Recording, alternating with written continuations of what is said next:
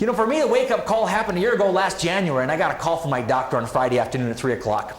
And my doctor always gives me a lecture, so I'm like, oh no, here comes my lecture. And he says things like, you're getting fat, you got to stop eating this kind of stuff, you better start running again, and you have a malignant melanoma.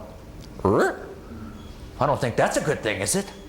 He says, I'm sorry to call you on Friday afternoon like this, but I told you it was a blue nevus. I'm sorry, it's not. It is malignant, and I thought you should know as soon as possible. Said, now I've called the best dermatologist in the whole state. His name is Dr. Randall Burr. You have an appointment on Tuesday. Now, usually it takes a long time to get to see the doctor. So when they tell you you have an appointment on Tuesday, it's like, this is serious, right?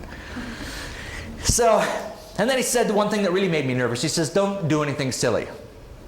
Like make a funny face or what, right? So I went downstairs and we looked it up on the internet. That was a big mistake, right? So by Tuesday, how am I feeling? Like, oh, I'm not gonna make it. This is bad news.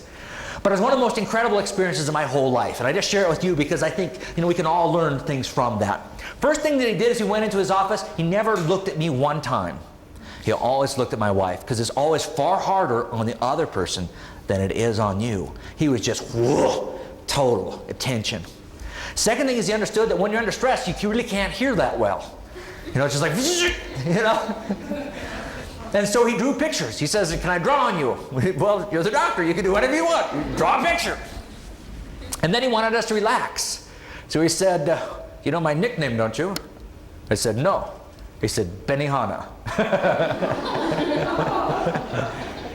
And then he had to examine the rest of my body to make sure I didn't have any more anyplace else on me, which wouldn't have been so bad, except for was him and a young female doctor and a really young female intern.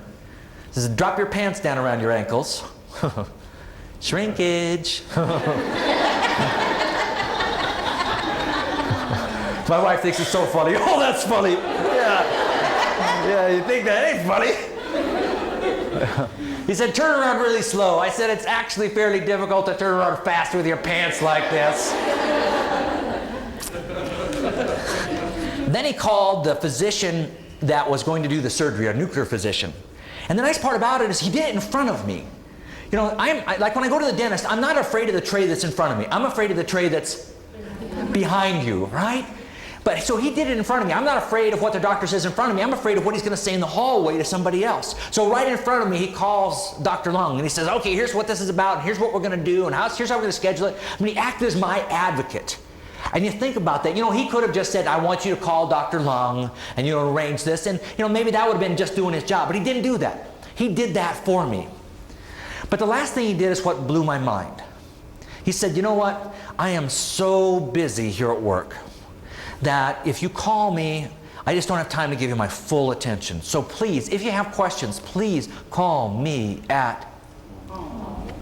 Unbelievable. I couldn't imagine it. And you know, he's the best guy in the whole state. Am I going to call him at home? No way, I'm not going to do that. So what does he do to me? Calls me. 3 times he calls me at home. I can hear his kids in the background.